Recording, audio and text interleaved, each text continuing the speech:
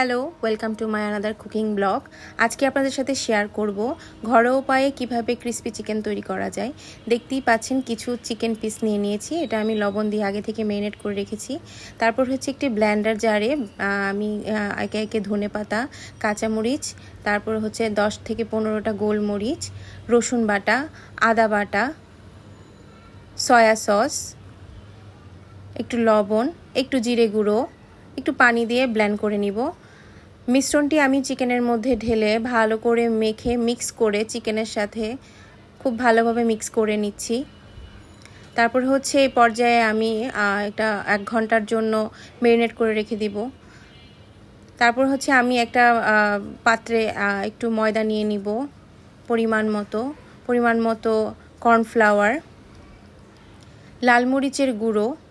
তারপরে মেখে রাখা সেই চিকেনগুলো এক এক করে আমি সেই মিশ্রণটার মধ্যে, ময়দার মিশ্রণটার মধ্যে দিয়ে খুব ভালোভাবে চেপে চেপে ময়দাটা চিকেনের সাথে মিক্স করব। তারপর এক্সেস ময়দাটা ঝেড়ে ঝেড়ে আমি পানিতে 10 থেকে 15 মিনিটের মতো রেখে দিব, 10 থেকে 15 সেকেন্ডের মতো রেখে দিব।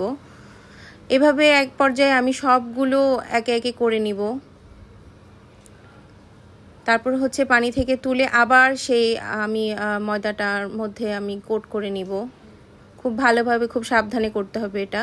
তারপর এক্সেস ময়দাটা ঝেড়ে ফেললেই দেখতে পাবেন যে একটা ক্রিস্পির উপরের যে শেপটা ওটা চলে এসেছে।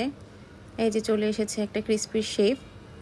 একে একে সবগুলো আমি একইভাবে তৈরি করে নিব।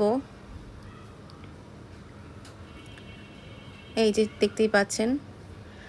আমরা আসলে সবাই সকালে সন্ধ্যার নাস্তায় আমরা চিকেন ফ্রাইটা প্রেফার করি, ছোট বড় সবাই। তো চেষ্টা করি ঘরোয়া উপায়ে তৈরি করার জন্য, যেটা খুবই হেলদি এবং সুস্বাদু। তো দেখতেই পাচ্ছেন একটা ফ্রাই প্যানে তেল গরম করে নিয়েছিলাম। তারপরে একে একে চিকেনগুলো দিয়ে দিয়েছি।